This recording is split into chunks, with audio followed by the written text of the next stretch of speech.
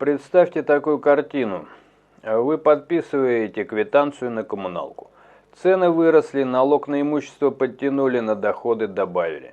А в это время где-то на другом конце страны человек подписывает бумажку и получает на счет сумму с 8 нулями. В 2012 году гендиректор Норникеля Владимир Стражелковский уходит с поста и забирает с собой золотой парашют в 100 миллионов долларов. Это больше 6 миллиардов рублей по тогдашнему курсу. И вот представьте, сколько это детских площадок, школ или больниц могло бы быть построено. Через год, в 2013-м, президент Ростелекома Александр Провоторов, получает при увольнении 200 миллионов рублей. Сумма вызвала такой скандал, что дело дошло до судов. Генпрокуратура назвала такие выплаты угрозой общественным отношениям. В итоге он даже вернул эти деньги обратно в компанию. После этих историй в 2013-2014 годах ввели ограничения. Обычным компаниям максимум 6 окладов, а для госкорпораций и компаний с госдолей жестко 3 среднемесячных заработка. Казалось бы, проблему вроде как закрыли. Но цифры не сильно уменьшились. Деньги из бюджета уходят не только через так называемые парашюты.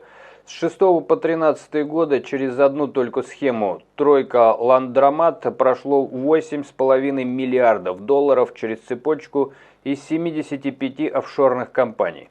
Деньги крутились фиктивными сделками, якобы торговали автозапчастями и продуктами, а на деле просто перегоняли капитал. Среди этих потоков были и деньги из дела Магнитского, и уклонение от налогов в Шереметьево, и средства, связанные с близкими к власти людьми. Позже вышли панамские документы и архив Пандоры, тысячи страниц, где всплывают офшоры у российских чиновников, депутатов, их жен и детей. Кипр, британские Виргинские острова, Сейшелы, что называется, классика. Деньги уходят туда, где их почти невозможно отследить. Ну а теперь давайте посчитаем цену, что называется, вопросом. Одна новая школа в регионах – это от 1,5 до 2,5 миллиардов рублей, в зависимости от размера. То есть один такой золотой парашют зачастую равен целой школе на 1000 детей. А если взять операцию ребенку, сложная хирургия, реабилитация, средние чеки от полумиллиона до нескольких миллионов. Один парашют в 200 миллионов – это сотни спасенных детских жизней. Но мы с вами наблюдаем, как, помните, Боярский говорит, люди... Там пенсионерки по 50 рублей собирают. И это не единичный случай. Кто смотрит телевизор, я как-то глянул, я офигел. Практически каждый день новое лицо ребенка, и они для каждого собирают, там люди по 100, по 500 рублей кидают. Собирают по копейке. Сынок Боярского сидит и, дальше знакомимся, как это работают золотые парашюты. И вот мы с вами сидим с квитанцией в руке, а где-то в теплых краях на эти же деньги покупают очередную виллу или яхту. Ну и вопрос, который рождается сам собой.